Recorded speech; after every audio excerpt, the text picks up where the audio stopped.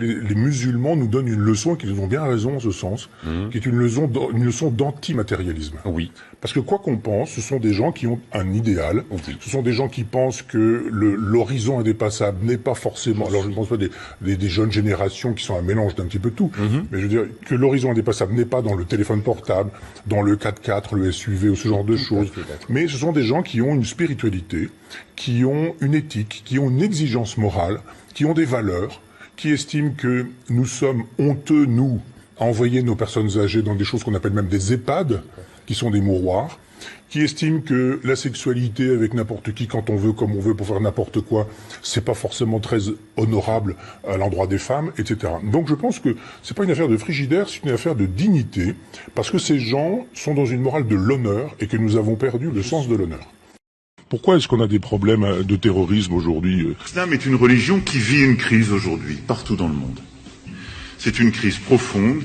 Les musulmans sont pas des imbéciles non plus, c'est-à-dire on leur mène une guerre chez eux, en Afghanistan par exemple, ou au Mali, on leur rend la vie impossible, on s'en va les massacrer, on les tue par dizaines ou par centaines, et en même temps on voudrait que ces gens-là soient gentils, etc. Ils sont pas gentils, mais ils ont raison. Des fondamentalismes, des projets justement religieux et politiques qui, on le voit dans toutes les régions du monde, conduisent à un durcissement très fort. Y compris dans des pays où l'islam est la religion majoritaire. Autant je suis sur une lutte athée en disant que l'islam ne me convient pas, autant que l'islam est dangereux. Mais autant je trouve que sur le terrain politique, il n'y a aucune raison pour qu'on aille faire la loi chez les autres. Pourquoi est-ce qu'on fait la loi au Mali et pourquoi est-ce qu'on la fait pas à Cuba? Ou pourquoi est-ce qu'on la fait pas en Chine?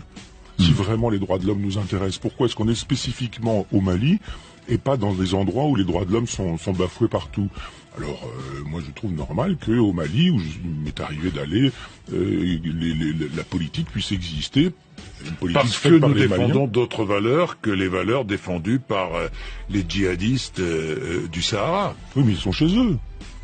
Et on va pas faire la loi chez les musulmans, enfin dans les pays musulmans, que les musulmans fassent leur loi. Pourquoi est-ce qu'on n'intervient pas en Israël? Pourquoi il faut arrêter de vouloir faire la politique coloniale qui est la nôtre dans des pays sous prétexte que ce serait les droits de l'homme qui nous animeraient.